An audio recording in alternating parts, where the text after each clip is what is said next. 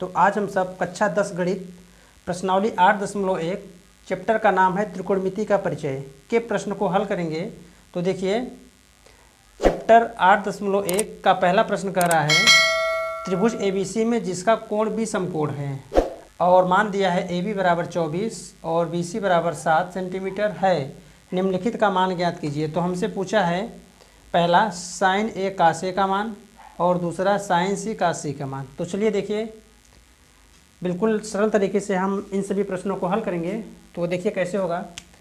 इन्होंने कहा कि जिसका कोण भी समकोण है, तो कोई समकोण त्रिभुज है। देखिए चित्र बनाएंगे हम एक त्रिभुज का ABC।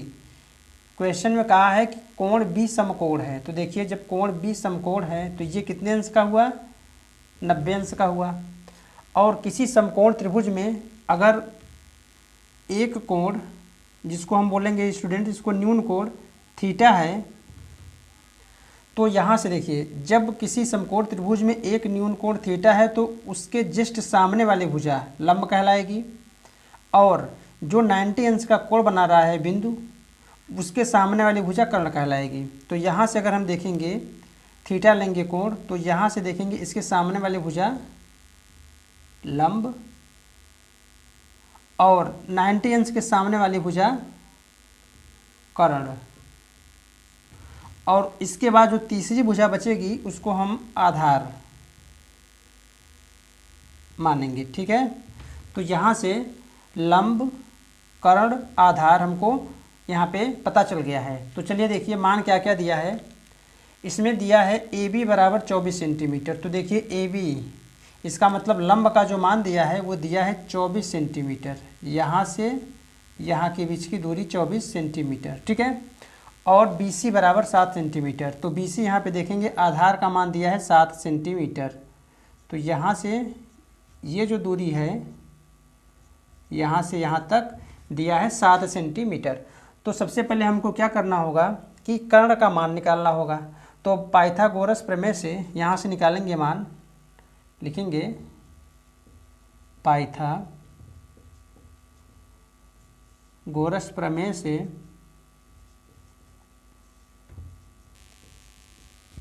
क्या होता है पाइथागोरस प्रमेय कि कर्ण का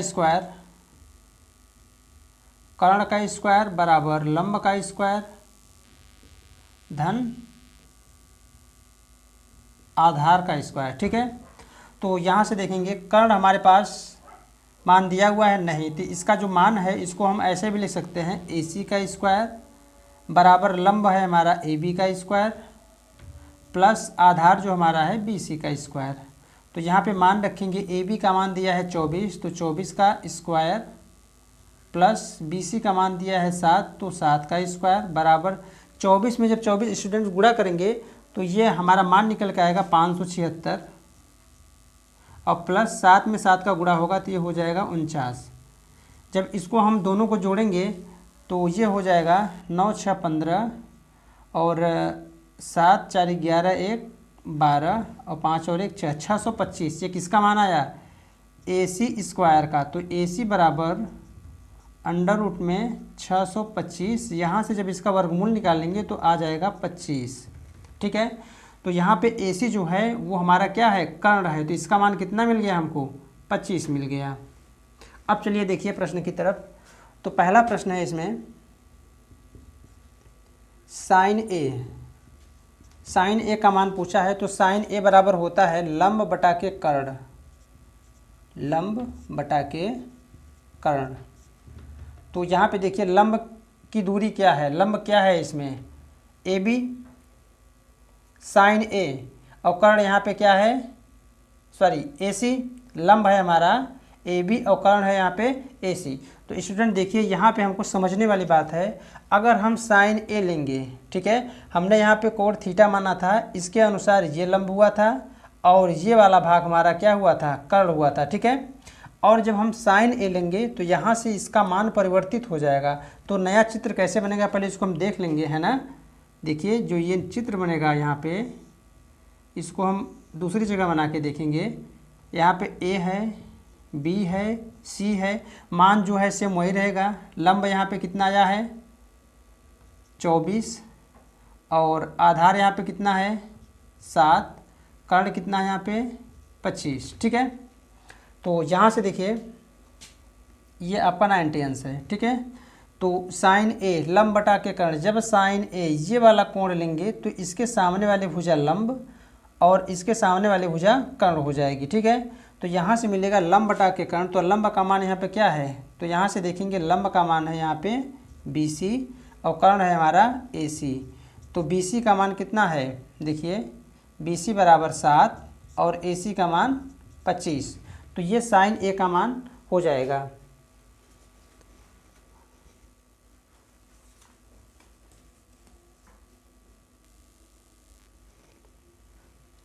तो चलिए देखिए इसमें कास ए का मान,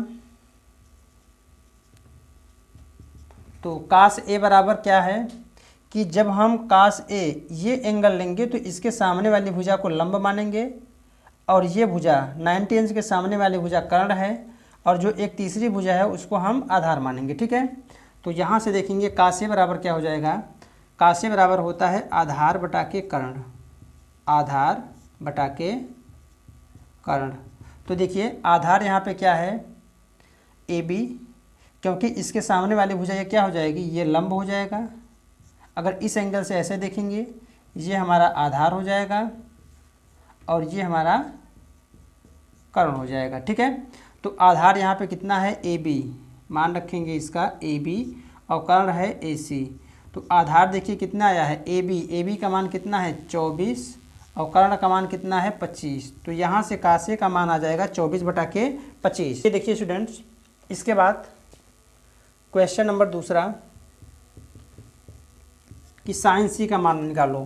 तो साइन सी बराबर क्या हो जाएगा, तो देखिए दोनों चित्र देखेंगे है ना, ये पहले क्वेश्चन का ये पहला चित्र यहाँ पे काम करेगा और दूसरे क्वेश्चन के लिए ये दूसरा वाला चित्र काम करेगा, इसको हम सेकेंड मान लेते हैं। ठीक है, तो यहाँ से देखिए साइन सी, तो साइन सी ये वाला जब एंगल लेंगे इसके सामने वाली भुजा लंब हो जाएगी, तो लंब बटा के कर्ण, चूँकि होता है साइन थीटा बराबर लंब बटा के कर्ण और लंब का मान जो हमारा है वो लंब का मान है कितना 24 और कर्ण का मान कितना है 25, तो यहाँ से साइन सी का मान आ जाएगा 24 बटा के 25। दूसरा मान पूछा है इसमें कास सी, तो देखिए कास सी यहीं से लेंगे एंगल, तो यहाँ से क्या हो जाएगा कि आधार बटा के कर्ण होता है कास थीटा बराबर और आधार का मान क्या है यहाँ पे 7 और कर्ण का मान है 25। और ठीक है स्टूडेंट्स, बस यही मान हमसे इसमें पूछा। तो देखिए दूसरा क्वेश्चन कह रहा है कि आकृति 8.13 में, आकृति 8.13 में दिया है tan P माइनस काट R का मान निकालने के लिए। तो चलिए देखिए, सबसे पहले हमको क्या करना होगा, सबसे पहले यहाँ पे लंब का मान दिया हुआ है, कर्ण का मान दिया हुआ है, हमको आधार का मान निकालना है। तो चलिए लिखेंगे पाइथागोरस प्रमेय से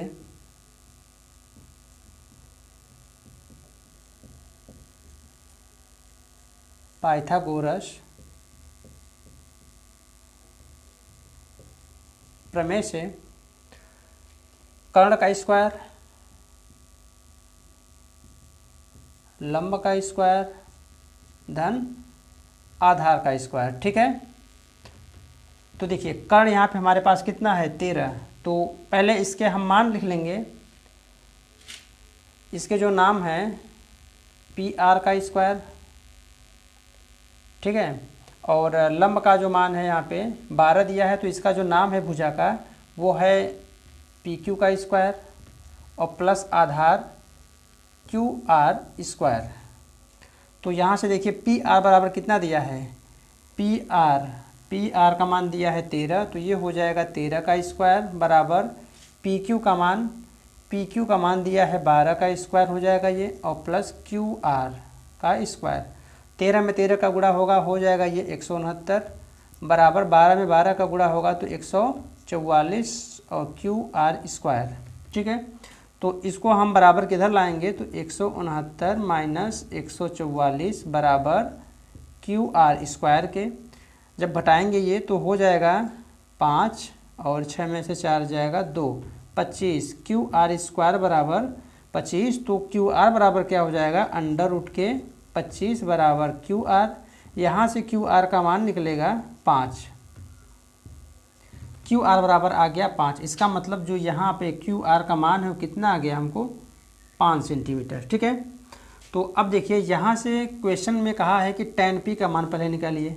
तो यहाँ से देखिए tan p बराबर, चूँकि tan थीटा बराबर होता है लंब बटा के आधार, लंब बटा के आधार। ठीक है, और यहाँ से देखिए लंब यहाँ पे कौन सी भुजा है, तो लंब है यहाँ पे ये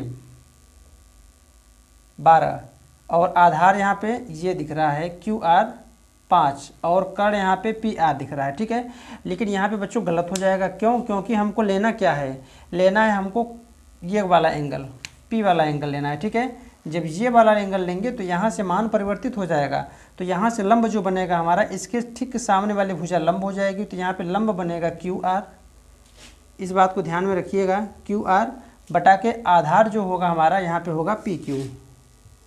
अब चलिए मान रखिए क्यू आर का मान जो है 5 है और पी क्यू का जो मान है 12, तो tan p बराबर कितना आ गया, 5 बटा के 12।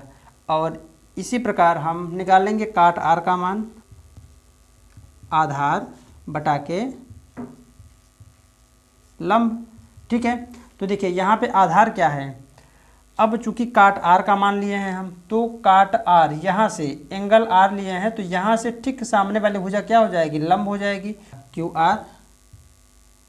और जो लंब का मान है तो देखिए लंब है हमारे पास पी क्यू, भुजा पी क्यू बराबर क्यू आर का मान दिया है 5 बटा के, और आधार का जो मान दिया है, सॉरी लंब का जो मान दिया है वो दिया है 12। चलिए, तो tan p और काट r का मान निकल गया है। यहाँ से हमसे पूछा है क्या, tan p माइनस काट r। तो चलिए मान रखते हैं tan p, यहाँ से देखिए जब मान रखेंगे तो tan p का मान कितना आया है, 5 बटा के 12 माइनस काट r का मान देखिए कितना आया है, 5 बटा के 12। जब इसको हम हल करेंगे तो ये कितना हो जाएगा, 0। अब यही हमारा क्या हो जाएगा, आंसर हो जाएगा।